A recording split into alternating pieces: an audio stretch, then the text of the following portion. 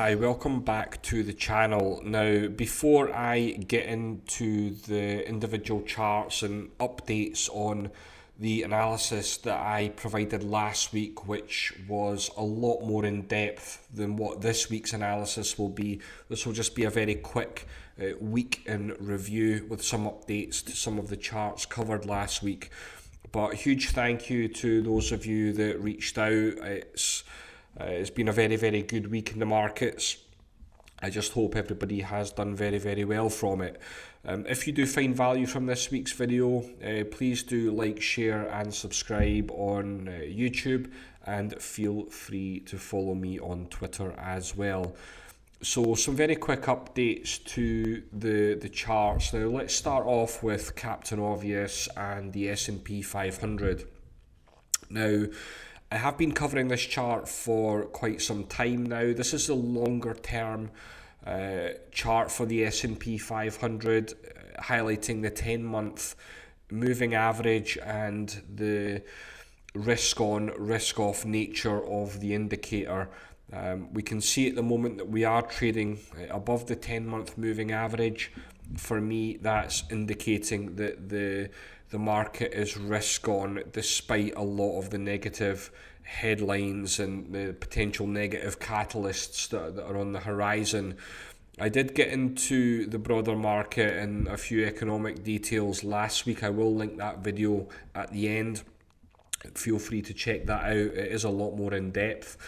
But the S&P 500 is looking quite constructive. We can see that we are potentially looking to break out above a confluence of technical price levels. What I like about breakouts above a confluence of hurdles is that quite often we can get some kind of momentum move.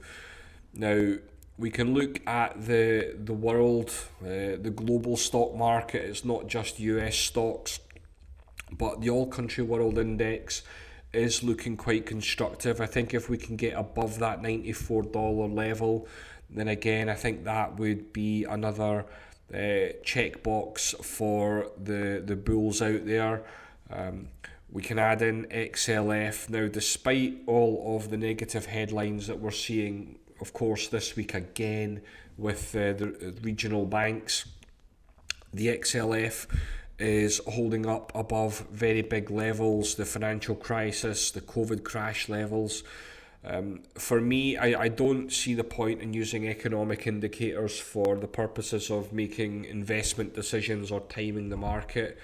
I think for me, price will dictate. I think if the market is going to collapse, then you'll probably see XLF decline 10% and break below these levels. I think that would be the catalyst for me to get defensive in the market. For me, there are plenty of stocks that are still doing very, very well, so I prefer to focus on those rather than the doom-mongery out there. Now, the US dollar index, of course, is front and center. There's a very clear inverse correlation with the S&P 500. I have beaten this chart to death over the course of the last 18 months, and I'm going to do it again. The big question I have at the moment is the US dollar index on the cusp of a breakdown? If the US dollar index breaks down, I think it's quite logical to expect the S&P 500 to continue to go higher. Now, XLK, big tech, of course, we've had some massive earnings volatility over the course of the last couple of weeks. We just need to look at Amazon, Netflix, two big examples. We've had a massive beat this week from Microsoft, but it's all very logical for me at the moment. I think the basic support and resistance levels will help with navigating technology stocks at the moment. We've been bullish on a lot of tech since the bottom in October, and for me they still look quite constructive. It's really about judging each chart on its individual merits, and I do have a few examples in a moment. But for me, XLK looks quite constructive. I think for me it needs to get above that kind of 152 level. and a potential breakout, and of course I think that would be a further risk on environment. But the triple Qs, I think very, very similar to the S&P 500, could be on the cusp of breaking out of this 5-week choppy range that it has been stuck in. So the broader market is looking quite constructive in my opinion. It's been looking constructive for a few weeks, but it has been wildly choppy with slim pickings here and there. Now, I am going to get into some individual stocks and individual charts. I have mapped out on the charts if there are any disclosures that either myself, my clients, members, etc. may hold positions. So I have mapped those out on the charts. But if you are here, please do hit the like button. It helps to get my work noticed and out there. But let's start off with Apple. Now, as it stands at the moment, there are still 2 hours left in Friday's session, so anything could happen here. But we are working with targets there of around 180, 182. The big question I have with Apple is, could Apple potentially break out again above technical price levels? But I think if Apple, as long as this uptrend remains intact, I think the logical upside there is around 180 to 182. Big moves in Meta, of course, as you would expect with blowout earnings. We have moved above a very big Fibonacci level, 50% retracement level from the declines. But I think for me it makes a lot of sense now, and certainly this weekend I'll be talking to our clients about maybe managing the position a little bit closer now, using the Fibonacci levels just to stop losses, just tighten up stop losses. The last thing you want is for the trend to just decline, and after 140% moves from the lows, Meta can't sustain that for much longer, in my opinion. It's been an unbelievable trade investment. If you were lucky enough to pick it up back in October or December, then congratulations. But it has moved above that 235 Fibonacci level. The next logical target would be 270, but I would be looking to manage a little bit closer at these levels.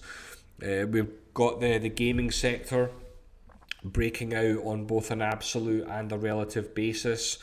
Within the gaming sector, you have a lot of the Vegas casinos, Wynn, a lot of the online gaming companies, etc. They've been doing very, very well today. Some of them are up 4, 5, 6%. So that might be an area to keep an eye on over the course of the next couple of weeks.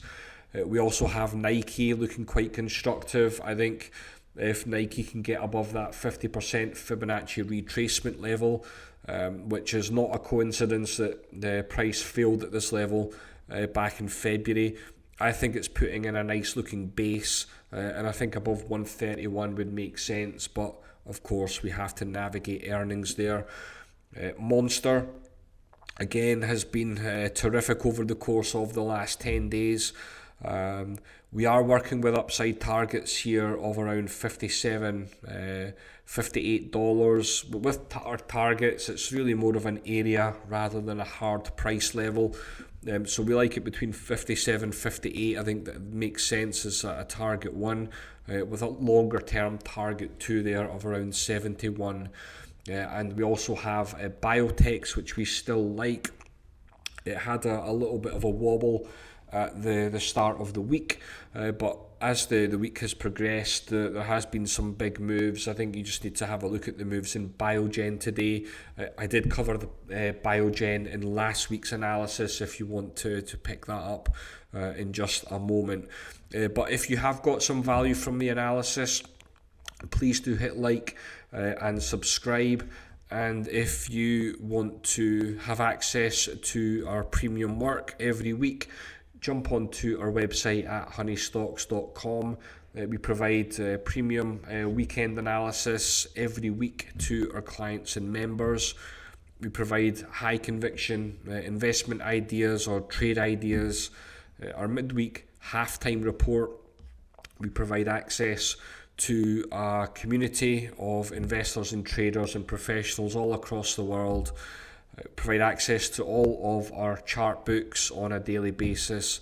And if you are somebody that would like to learn more about process building and technical analysis, feel free to check out our technical analysis program, which we include with all of our memberships, completely free as well.